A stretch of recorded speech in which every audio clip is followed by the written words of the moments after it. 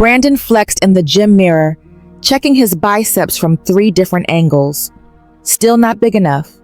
He'd been lifting for 2 hours already, but the voice in his head, the one that had been getting louder for the past year, whispered, "One more set. You're not done yet." His phone buzzed. A text from his girlfriend, Natalie. "Dinner at 7? I made reservations at that Italian place you like." Brandon looked at his watch. 6:45 p.m. The restaurant was 20 minutes away. He looked back at the mirror, at the body he'd spent 3 years building, at the definition that still wasn't quite perfect. He typed back, "Can we reschedule? Need to finish my workout." The 3 dots appeared, then disappeared, then reappeared. Finally, "This is the 3rd time this week, Brandon." He felt a flash of irritation. She didn't understand. She didn't get that you can't just skip workouts, that consistency was everything, that maintaining this physique required sacrifice. "I'm sorry. Tomorrow for sure." No response. Brandon shoved his phone in his locker and went back to the weights. The mirror was the only thing that understood him anyway. It hadn't always been like this. 3 years ago, Brandon had been skinny, 120 pounds on a 5'10" frame. The kind of thin that made people ask if he was eating enough, if he was sick. He'd hated it. Hated feeling weak. Hated the way people looked past him like he was invisible. Then his roommate had dragged him to the gym. "Bro, you just need to lift. Eat right. You could actually have a good physique." Brandon had been skeptical. But after the first month, he'd noticed changes. Small ones. His shirts fit better. He felt stronger. And people Vancy, especially women, started noticing him. The attention felt good. Really good. So he kept going. Lifted harder. Ate cleaner. Studied workout programs and nutrition plans like they were scripture. Within a year, he'd put on 35 pounds of muscle. Within 2 years, people at the gym were asking him for advice. Within 3 years, he had 15,000 Instagram followers watching his fitness journey.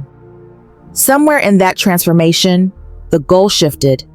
It stopped being about health and became about perfection. It stopped being about feeling good and became about looking impressive. It stopped being a hobby and became an obsession.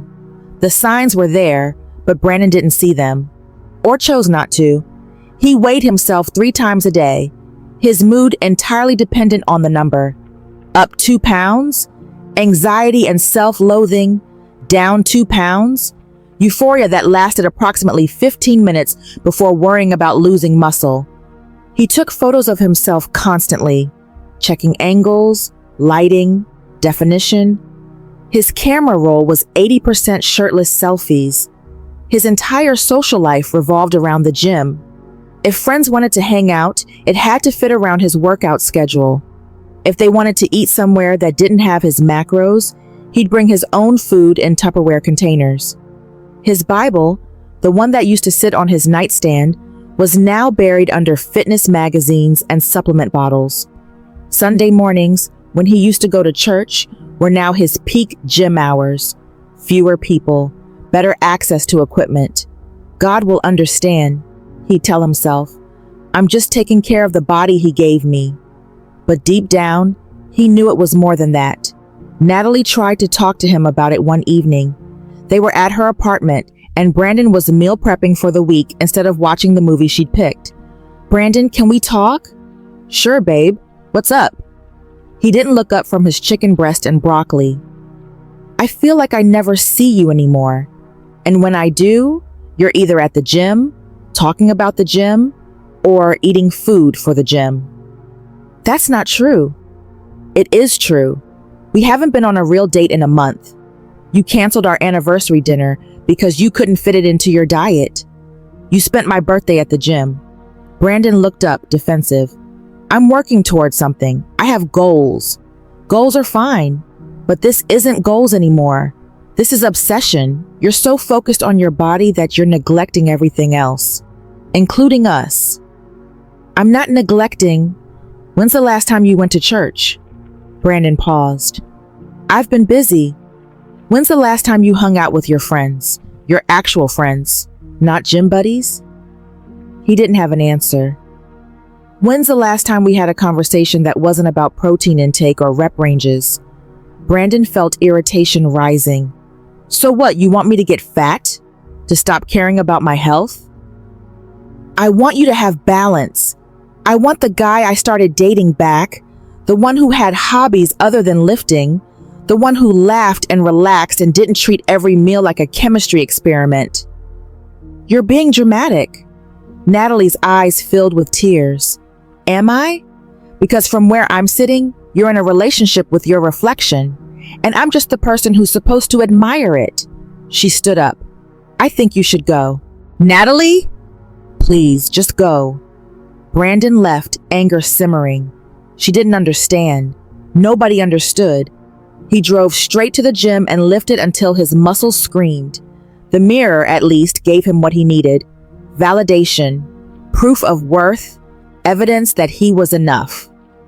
6 months later, Brandon's body looked incredible. He'd competed in his first bodybuilding show and placed third. His Instagram was growing. Supplement companies were reaching out about sponsorships. From the outside, he was living the dream. Inside, he was falling apart. It started with the injury. A torn rotator cuff from pushing too hard, too fast, ignoring his body's warnings. The doctor was clear. You need to rest. No upper body training for at least 8 weeks. If you push it, you'll do permanent damage. 8 weeks. Brandon felt panic rising. I can't take 8 weeks off. I'll lose everything. You won't lose everything. You'll heal. And then you can come back stronger.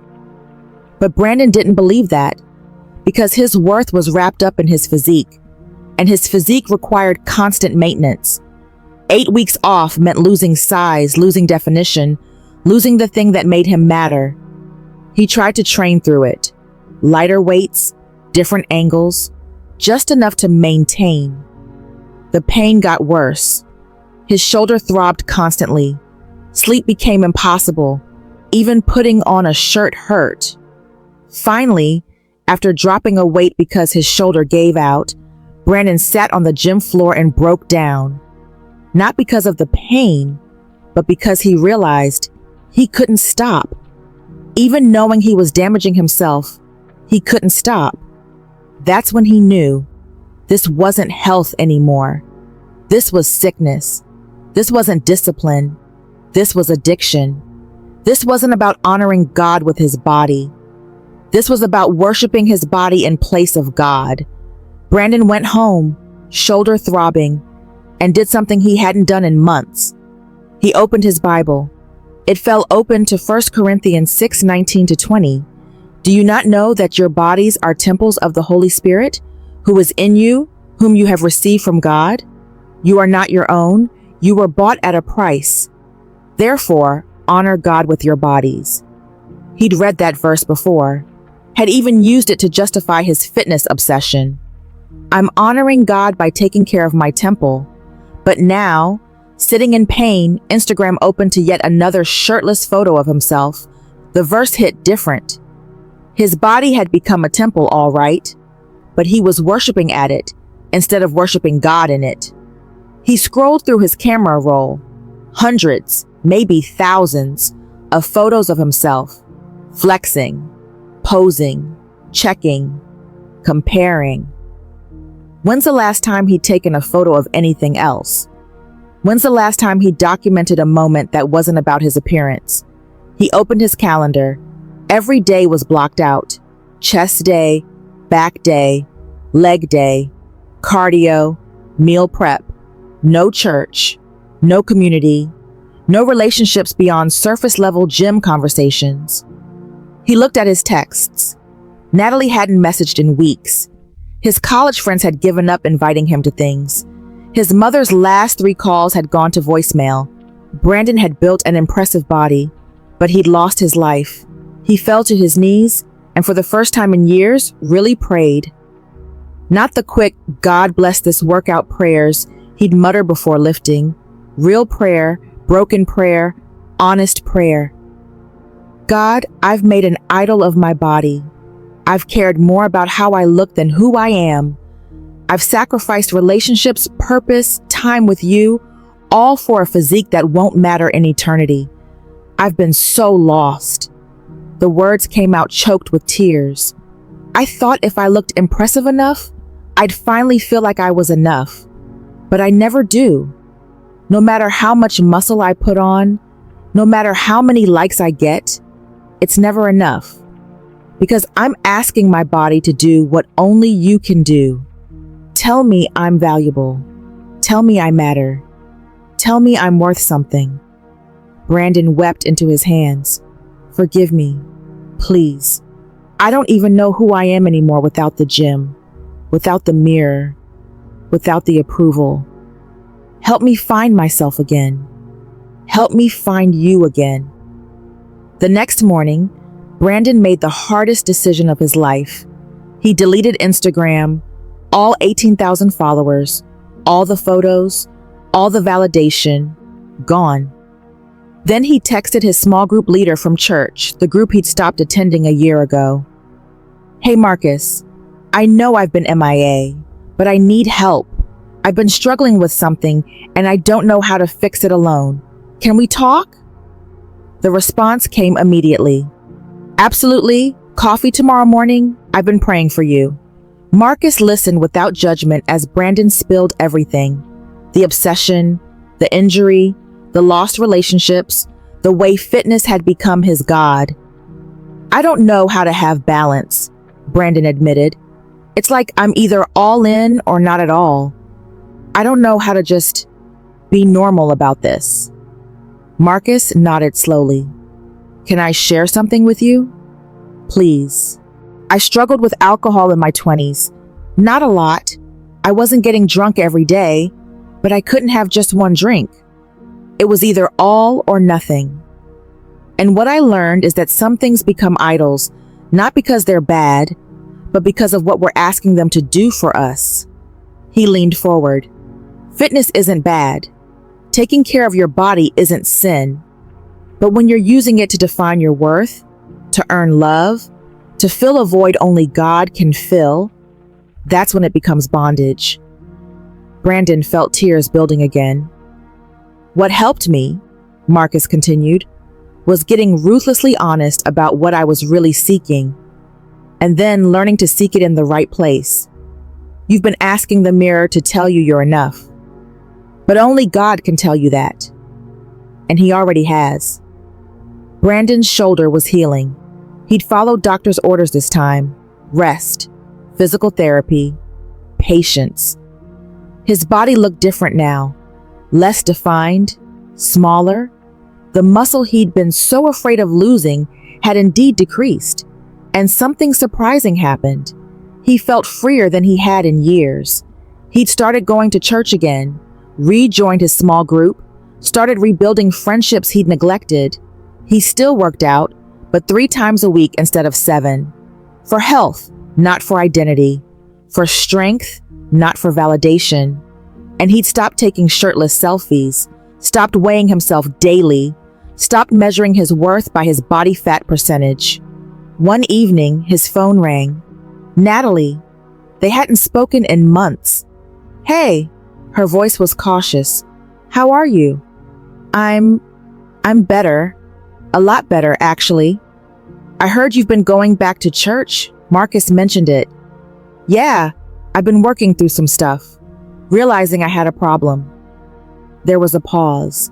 Brandon, I want you to know, I never wanted you to stop caring about fitness. I just wanted you to have a life outside of it. I know, and you were right, about everything. I was obsessed. I was in a relationship with my reflection, and I'm sorry. Are you better now? Brandon thought about it honestly. I'm getting there. It's a process, but I'm learning what actually matters, and it's not having the perfect physique. What is it? Being present, being healthy, actually healthy, not just looking healthy, loving people, serving one, living a life that has meaning beyond the mirror. Another pause. I'm proud of you. The words hit him harder than he expected. Thank you. Can we maybe grab coffee sometime, just to catch up? Brandon smiled. I'd really like that. Brandon stood before the men's group at church, sharing his testimony. I spent 3 years building what I thought was a temple. But really, I was building an idol. And I bowed to it every single day. The room was silent, men of all ages listening intently. Fitness culture tells you that your body is everything, that if you're not optimized, you're failing, that your worth is measured by your abs or your biceps or the number on the scale. And I believed that lie. He paused. But here's the truth. Your body is important. It is a temple. But it's a temple meant to house God's spirit, not to become an object of worship. It's meant to serve a purpose beyond looking impressive. It's meant to be a tool for loving others, serving God, living out your calling. A young guy in the back raised his hand. But how do you know if you've crossed the line? How do you know if it's healthy dedication or obsession? Brandon smiled sadly. Ask yourself, can I miss a workout without spiraling? Can I eat a meal that doesn't fit my macros without guilt? Can I go a day without checking my appearance? Can I have an identity beyond my physique? If the answer is no, you've crossed the line, he continued. And ask yourself, am I spending more time in the gym than in prayer? More time in the mirror than in scripture? More time thinking about my body than about God's kingdom? Your time and attention reveal what you're really worshiping.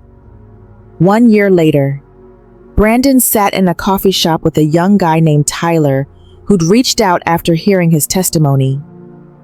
I'm exactly where you were, Tyler admitted.